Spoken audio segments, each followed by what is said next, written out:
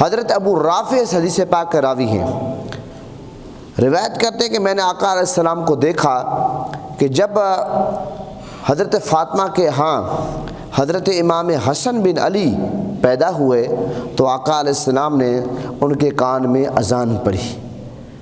تو اس لیے کہتے ہیں کہ جب بچہ پیدا ہو ایک کان میں اذان پڑھیں، ایک کان میں تکبیر پڑھیں۔ اس کا فائدہ یہ ہوتا ہے کہ جب اذان پڑھی جاتی ہے تو شیطان بھاگ جاتا ہے، شیطان بھاگ جاتا ہے۔ تو اس لیے اذان سب سے پہلا حق یہ ہے کہ جب بچہ پیدا ہو بچے کے کان میں آپ اذان پڑھیں، اور اذان کے معاملے میں تاخیر نہیں کرنی چاہیے، جتنی جلدی ہو سکے بچے کے کان میں اذان پڑھیں، یہ بہت لازمی ہے۔ اور ایک روایت میں آتا ہے کہ آقا علیہ السلام کا یہ فرمان ہے کہ جس کے ہاں بچے کی ولادت ہو وہ اس کے دائیں کان میں اذان اور بائیں کان میں اقامت، جو تکبیر ہم نماز میں پڑھتے ہیں جماعت کے ساتھ، وہ پڑھی جائے، اس کو اقامت کہتے ہیں۔ یہ آقا علیہ السلام نے تعلیم دی ہے۔ تو سب سے پہلا حق بچے کا کیا ہوا کہ بچے کے کان میں اذان دینی ہے، اور اذان کے معاملے میں تاخیر نہیں کرنی، کعبے کی طرف منہ کر کے، اور بچے کا جو دائیں کان ہے سب سے پہلے اس میں اذان دیں، پھر بائیں کان میں اقامت پڑھیں۔ یہ بچے کا پہلا حق ہے۔ اور بچے کا دوسرا حق کیا ہے؟ جب بچہ پیدا ہو تو گھٹی دینا، بچے کے حلق میں کوئی بھی میٹھی میٹھی چیز، وہ شہد ہو یا کھجور ہو، کوئی بھی چیز کسی بھی نیک بندے سے، اللہ کے نیک بندے سے چبوا کر اور وہ بچے کے منہ میں گھٹی دینا۔ اور اگر کوئی نہ ہو تو والدین، تو سبحان اللہ، اولاد کے لیے سب سے بڑے نیک بزرگ تو والدین ہی ہوتے ہیں۔ تو اگر کوئی والدین سمجھتے ہیں کہ ہم سے کوئی نیک ہے تو ان سے گھٹی دلوائیں۔ کیوں کہ حدیث سے یہ ثابت ہے کہ حضرت ام المومنین حضرت بی بی عائشہ صدیقہ روایت کرتی ہے کہ آقا علیہ السلام کے پاس جب بچے لائے جاتے تو آقا علیہ السلام ان کی برکت کی دعا کرتے اور میرے آقا ان کو گھٹی دیتے، آقا علیہ السلام گھٹی دیتے۔ اور یہاں تک کہ ہجرت مدینہ کے بعد مسلمانوں کے ہاں جو پہلا بچہ پیدا ہوا حضرت عبداللہ بن زبیر، تو ان کی والدہ آقا علیہ السلام کے پاس ان کو لے کر آئی، آقا علیہ السلام نے ان کو گھٹی دی۔ میری بات سمجھ کے اسی طرح حضرت ابو موسیٰ شریف فرماتے ہیں کہ میرے ہاں لڑکا پیدا ہوا تو میں اس کو لے کر آقا علیہ السلام کی بارگاہ میں حاضر ہوا، تو میں نے اس کا نام ابراہیم رکھا۔ تو آقا علیہ السلام نے اس موقع پر بچے کو گھٹی دی، کھجور آقا علیہ السلام نے منہ میں لی، اس کے بعد اس بچے کو آقا علیہ السلام نے گھٹی دی۔ تو پتہ چلا کہ یہ گھٹی دینا جو ہے یہ حضور نبی کریم صلی اللہ علیہ وسلم کی سنت ہے۔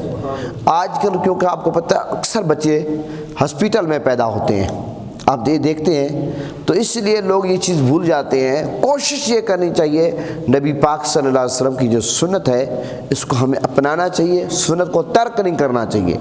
روز بروز ہم دیکھتے ہیں کہ ہم جدید فیشن میں تو آتے جا رہے ہیں لیکن سنتوں کو ترک کرتے جا رہے ہیں۔ نہیں، بچہ ہسپیٹل میں پیدا ہو، بچہ گاؤں میں پیدا ہو، شہر میں پیدا ہو، نبی کی سنت کو ہمیں مقدم رکھنا چاہیے، بچے کو گھٹی دینی چاہیے، یہ بہت ضروری ہے۔ اور کسی نیک بندے سے دلوائیں، اور اگر کوئی نہیں ہے تو والدین دے دیں، سبحان اللہ، باپ دے دے، ماں دے دے، بہرحال گھٹی دینی چاہیے۔ یہ بچے کا دوسرا حق ہے۔ پہلا حق کیا ہے؟ بچے کے کان میں اذان پڑھنا۔ دوسرا حق کیا ہے؟ گھٹی دینا۔ اور تیسرا حق کون سا ہے؟ کہ بچے کا اچھا نام تجویز کرنا۔ آج کل ہم یہ دیکھتے ہیں کیونکہ ہم نبی پاک صلی اللہ علیہ وسلم کی سنت کو کم فالو کرتے ہیں، اور بحر کے انگریز کو، یورپ کو، ان ممالک کو ہم زیادہ فالو کرتے ہیں۔ آج لوگ کہتے ہیں کہ ہم اپنے بچے اور بچی کا ایسا نام رکھیں جو منفرد ہو، جو کسی اور کا نہ ہو۔ یہ غلط بات ہے۔ نبی پاک صلی اللہ علیہ وسلم نے جو تعلیم دی ہے کہ آپ اپنے بچوں کا نام عبد مصطفیٰ رکھیں، آپ عبداللہ رکھیں، ایسا نام رکھیں جس کا کوئی اچھا معنی ہو۔ صحابہ کرام کے نام پر آپ نام رکھیں، اہل بیت کے نام پر آپ نام رکھیں۔ اگر آپ کو اللہ نے بیٹی کی دولت سے نوازا ہے تو صحابیات، ازواج مطہرات کے نام پر آپ بیٹی کا نام رکھیں۔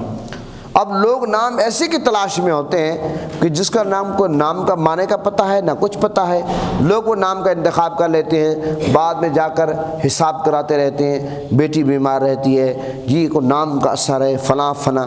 اگر آپ شروع ہی سے اپنے بیٹے اور بیٹی کا نام اچھا تجویز کریں جو اسلامی نام ہو تو پھر آپ کو یہ پریشانی کیوں؟ تو اس لیے یہ بچے کا حق ہے کہ آپ اچھا نام رکھیں۔ حدیث پاک میں آتا ہے اگر کسی بیٹے اور بیٹی کا ایسا نام رکھ دیا جائے جس کا کوئی معنی اچھا نہ ہو، معنی کے لحاظ سے وہ اچھا نہ ہو، وہ آقا علیہ السلام نے باقاعدہ وہ نام چینج کروایا، حدیث میں آتا ہے کہ کیونکہ حضور کے حدیث ہے روز قیامت تم اپنے ناموں اور اپنے آبا کے ناموں سے پکارے جاؤ گے۔ اسی طرح حضور نے فرمایا کہ انبیاء کرام کے ناموں پر اپنے نام رکھو۔ ایک روایت میں یہ آتا ہے کہ ایک صحابی ہے، ان کا نام تھا شہاب۔ اب شہاب کا معنی کیا ہے؟ انگارہ۔ تو آقا علیہ السلام نے ان کا نام شہاب سے بدل کر سخاوت رکھا۔ کیا رکھا؟ حشام رکھا، اور حشام کا مطلب کیا ہے؟ سخاوت۔ اسی طرح ایک روایت میں آتا ہے ایک صحابی تھا، ان کا نام تھا حزن۔ تو آقا علیہ السلام اس کا معنی تھا کیا تھا؟ سخت زمین۔ حضور نے فرمایا نہیں، اس کا نام رکھو سہل، یعنی کہ نرم زمین۔ اور اسی طرح حضور نبی کریم صلی اللہ علیہ وسلم نے نام کے حوالے سے خاص طور پر اس چیز کی تربیت کی۔ اور اسی طرح ایک بچی تھی حضرت ابن عمر رضی اللہ عنہ کی، بیان کرتے ہیں کہ حضرت عمر کی بیٹی تھی، ان کا نام تھا آسیہ۔ اب آسیہ کا پتہ معنی کیا ہے؟ گنہگار۔ آسیہ کا معنی ہے گنہگار۔ تو آقا علیہ السلام نے ان کا نام آسیہ سے بدل کر جمیلہ رکھا۔ جمیلہ کا معنی ہے خوبصورت۔ تو پتہ چلا حدیث سے کہ اگر نام آپ نے اپنے بیٹے اور بیٹی کا ایسا رکھ دیا جس کا معنی ٹھیک نہیں ہے تو آپ نام چینج کر سکتے ہیں۔ یہ نبی پاک صلی اللہ علیہ وسلم کی احادیث سے یہ پتہ چلا۔ تو پہلے ہی اگر احتیاط کریں، اسلامی نام رکھ دیں تاکہ آپ کو چینج کرنے کی ضرورت ہی نہ پڑے۔ تو اس لیے لوگ پہلے اسلامی نام نہیں رکھتے۔ باقاعدہ امام بخاری رحمۃ اللہ علیہ نے ایک باب قائم کیا بخاری شریف میں، یہ نام چینج کرنے کا باقاعدہ امام بخاری رحمۃ اللہ نے ایک باب قائم کیا، ایک چیپٹر قائم کیا۔ تو لیکن ہم لوگ اس معاملے میں احتیاط نہیں کرتے۔ یہ تو 3 حق تھے بچے کے، بیٹا ہو بیٹی ہو، نام رکھنا، اذان دینا، اور اس کے علاوہ یہ ہے کہ چوتھے نمبر پہ یہ ہے کہ عقیقہ کرنا، ٹھیک ہے، اچھا نام تجویز کرنا، اور اس کے علاوہ یہ ہے کہ کان میں اذان دینا، اور اس کے ساتھ ہی گھٹی دینا۔ چوتھے نمبر پر عقیقہ کرنا۔ عقیقے کے حوالے سے یہ ہے کہ جب بچہ پیدا ہو تو سب سے پہلے کیا کرنا ہے، اس کا بچہ ہو یا بیٹا ہو یا بیٹی ہو، اس کا سر منڈانا ہے، اور سر منڈا کر اس کے بعد کیا کرنا ہے، آپ نے جتنے بال آتے ہیں ان کو تول کر اس کے حساب سے چاندی آپ نے صدقہ کر دینی، یہ سنت طریقہ۔ اور اس کے بعد یہ ہے کہ آپ نے کیا کرنا ہے، 7ویں دن عقیقہ کرنا ہے۔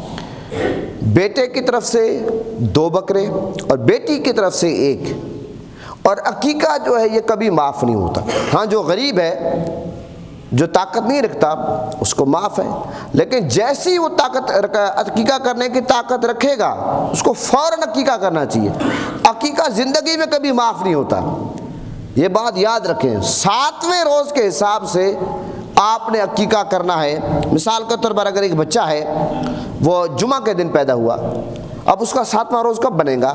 جمعرات بنے گا، جمعرات بنے گا، تو اس لیے آپ نے جمعرات کو عقیقہ کرنا۔ اسی حساب سے 7ویں روز کے حساب سے زندگی میں جب بھی اللہ تعالیٰ آپ کو طاقت دے، بیٹا ہو بیٹی ہو، آپ نے اس کا عقیقہ کرنا ہے۔ بیٹی کی طرف سے 1 بکرا اور بیٹے کی طرف سے 2 بکرے، یہ بہت لازمی ہے۔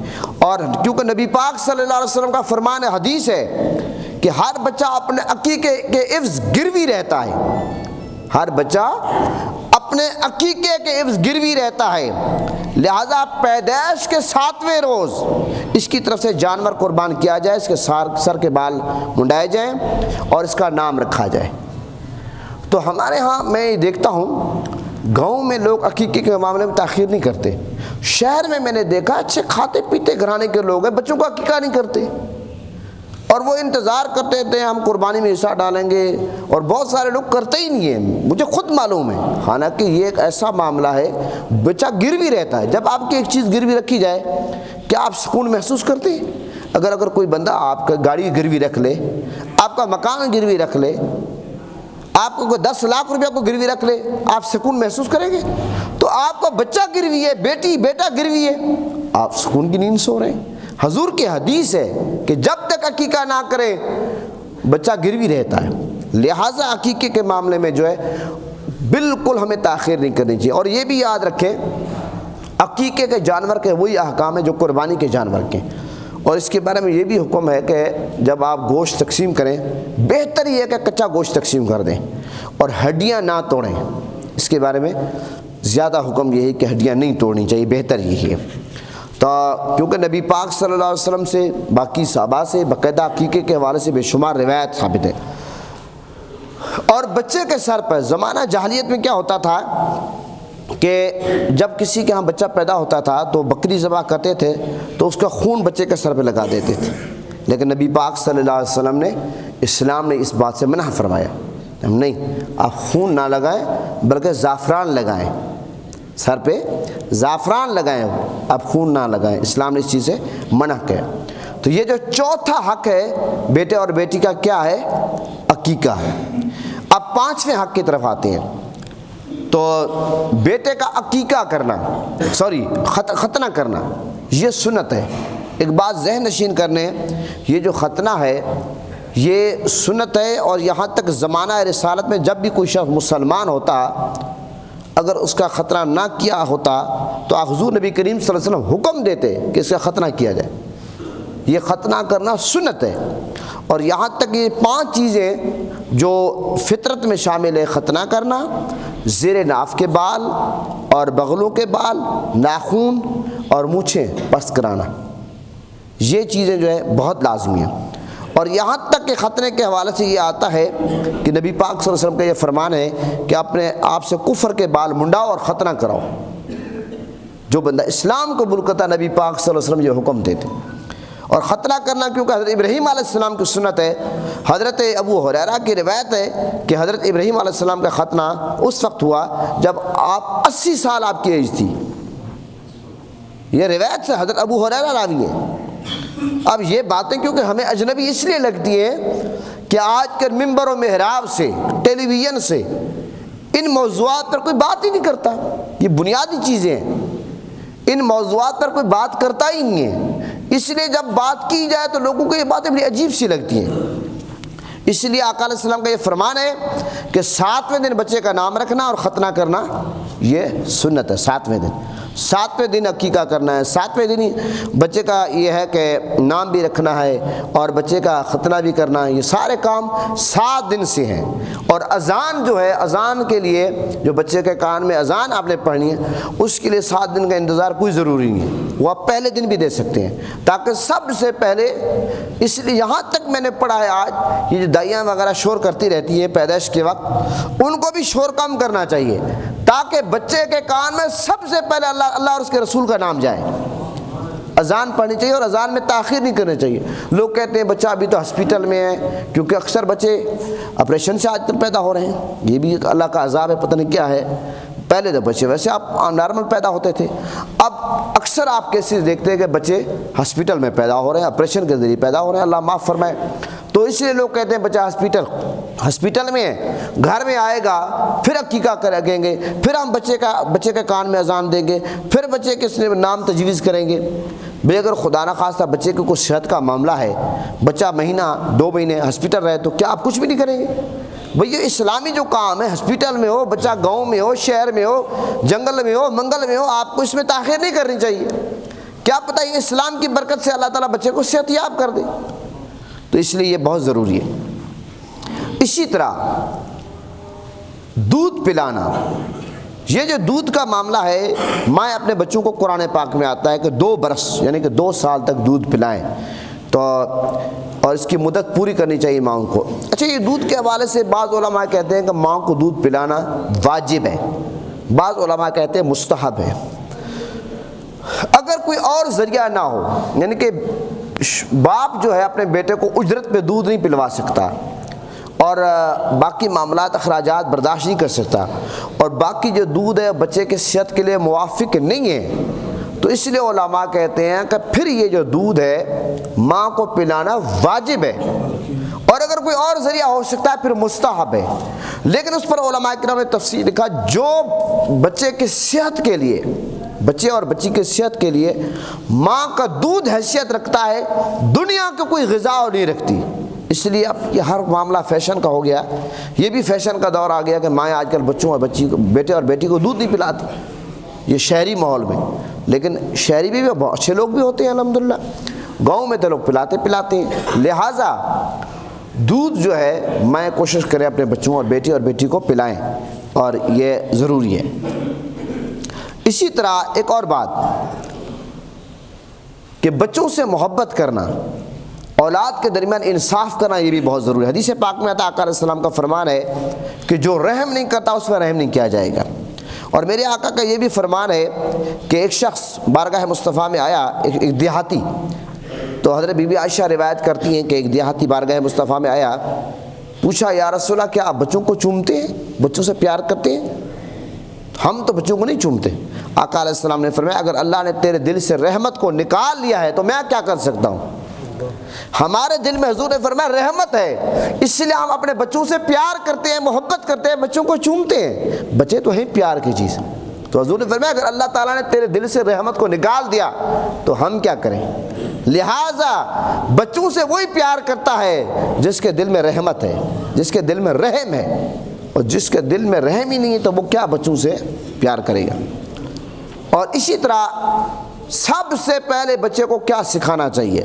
ہمارے گھروں میں یہ رواج ہے، بچہ جیسی کو تھوڑا سا بولنے چالنے کا قابل ہوتا ہے لوگ کہ سلوٹ کرو، پتہ نہیں کارٹونوں کے نام اس کو یاد کرائے جاتے ہیں، کیا کہا ماما پاپا ڈیڈی، پتہ نہیں کیا کیا یاد کرایا جاتا ہے۔ حدیث کی روشنی میں یہ ہے، آقا علیہ السلام کا فرمان ہے کہ سب سے پہلے اپنی اولاد کو لا الہ الا محمد رسول اللہ پڑھاؤ۔ بچہ جیسے ہی بولنے کے قابل ہو، والدین کی بنیادی ذمہ داری ہے کہ کلمہ یاد کرائیں، لا الہ کا ورد کروائیں، یہ ضروری ہے۔ اور یہاں تک حضور نے فرمایا کہ جب بچہ بولنے کے قابل اس وقت بھی اور موت کے وقت بھی کلمے کی تلقین کرو۔ جس بندے کا یعنی کہ اول آخر لا الہ الا اللہ پہ، اور فرمایا اس کی زندگی 1000 سال بھی ہو، فرمایا کہ اس کے کسی گناہ کے برابر نہیں، اس کے گناہ نہیں پوچھا جائے گا گناہ کے بارے میں، اس کے 1000 سال بھی اگر اس کی زندگی ہو اس سے گناہ کے بارے میں نہیں پوچھا جائے گا، جس کا یعنی کہ ابتدا بھی کلمے سے ہوئی، اختتام بھی کلمے پہ ہوا۔ تو اس لیے کہتے ہیں کہ جب آپ ایسی شخص کے پاس بیٹھے ہیں جس کی روح نکل رہی ہے، اس سے یہ نہ کہو کلمہ پڑھو، یہ نہیں کہنا، آپ خود کلمہ پڑھیں تاکہ اس کو ترغیب ملے، کیونکہ ایک بندہ ہے جس کی روح نکل رہی ہے، آپ اس وقت خدا نہ خواستہ، اس لیے کہتے ہیں کہ نماز کے بارے میں بھی اگر آپ کسی کو کہتے ہیں کہ بڑے طریقے سے کہیں، آپ اگر کسی کو کہتے ہیں اٹھو نماز پڑھو، خدا نہ خواستہ اگر وہ کہے میں نماز نہیں پڑھتا، ایسے جاہل لوگ بھی ہوتے ہیں، تو جو بندہ نماز نہ پڑھے وہ گنہگار ہے، جو نماز کا انکار کرے وہ کفر ہے، نماز کا انکار کرنا کفر ہے۔ اس لیے کلمہ جو ہے، اس لیے کہتے ہیں کہ جب بندہ بیمار ہے، وہ آخری ٹائم میں ہے، تو آپ اس کے سامنے کلمے کا ذکر کریں، سورہ یاسین پڑھیں، یہ چیزیں پڑھیں۔ تو محترم حضرات، اسی طرح اولاد سے محبت کرنا، نبی پاک صلی اللہ علیہ وسلم کا فرمان ہے کہ اولاد کو 3 چیزوں کو محبت ضروری ہے، والدین ان کو 3 چیزوں کی محبت ہے۔ کون سی؟ ایک یہ ہے کہ نبی پاک صلی اللہ علیہ وسلم کی محبت، یہ والدین کے لیے ضروری ہے کہ نبی پاک صلی اللہ علیہ وسلم کی محبت اولاد کے دلوں میں ڈالیں۔ اور دوسرے نمبر پر اہل بیت کی محبت، یہ حدیث ہے، اہل بیت نبی پاک کی جو آل ہے اس کی محبت، اور تیسرے نمبر پر قرآن پڑھانا۔ یہ 3 چیزیں والدین کے حقوق میں یعنی کہ اولاد کے حقوق میں شامل ہے کہ والدین اپنی اولاد کو نبی پاک صلی اللہ علیہ وسلم کی محبت سکھائیں اور ان کے دل میں ڈالیں، نبی پاک صلی اللہ علیہ وسلم کے معجزات کا ذکر کریں، حضور نبی کریم صلی اللہ علیہ وسلم کی عظمت کا ذکر کریں، حضور کے رخسار کا ذکر کریں، زلفوں کا ذکر کریں، حضور کی ولادت کا ذکر کریں، آقا علیہ السلام کے معجزات بیان کریں، اور صحابہ کرام کی جو محبت کے سارے واقعات ہیں کہ حضرت ابوبکر صدیق کیسے محبت کرتے تھے، حضرت عمر، حضرت عثمان، حضرت مولا علی، حسنین کریمین، دیگر صحابہ کس طرح حضور کے لیے اپنی جانیں قربان کرتے تھے، جب اپنی اولاد کے سامنے سارے واقعات رکھیں گے تو ان کے دل میں محبت پیدا ہوگی۔ اور اسی طرح اہل بیت کی محبت کہ نبی پاک صلی اللہ علیہ وسلم کس طرح حسنین کریمین سے، سیدہ کائنات سے محبت کرتے تھے کہ میرے آقا حسنین کریمین کے لیے جمعے کا خطبہ چھوڑ دیتے تھے، سجدہ لمبا کر دیتے تھے، میرے آقا ان کو کاندھوں پہ بٹھاتے تھے، ان سے محبت کرتے تھے۔ یہ روایت جب ہم اپنی اولاد کے سامنے پڑھیں گے تو ان کو پتہ چلے گا کہ اہل بیت کا مقام کیا ہے۔ قرآن ان کو پڑھانا، آج ہمارے ہاں یہ ہے کہ آپ بچے کا ایڈمیشن کراتے ہیں اس سکول میں جہاں 20,000 فیس ہے اور قرآن کا کوئی پتہ ہی نہیں۔ اس لیے قرآن یہ پڑھانا یہ والدین کی ذمہ داری ہے کہ اولاد کو قرآن پڑھائیں۔